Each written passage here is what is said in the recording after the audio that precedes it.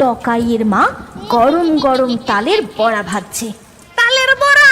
তালের বড়া নেই, আমি বড় ভালোবাসি। একটা খাবো, দুটো খাবো। তালের পিঠে, তালের পায়েস, টপটপটা সবটা খাবো।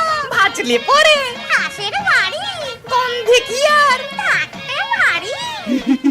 ভূত অমনি জানলা দিয়ে হাত গলিয়ে গরম তেল থেকে তালের বড়া টপ করে তুলে নেয়।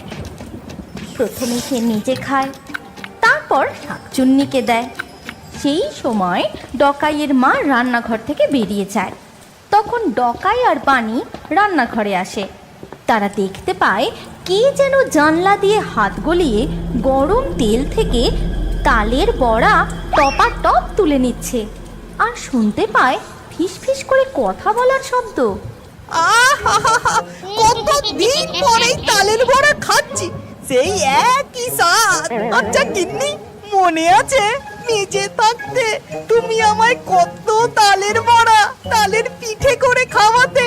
মরার পর থেকে এই প্রথম তালের বড়া খেলাম, পরাণ আমার একেবারে জুড়িয়ে গেল। ঠিক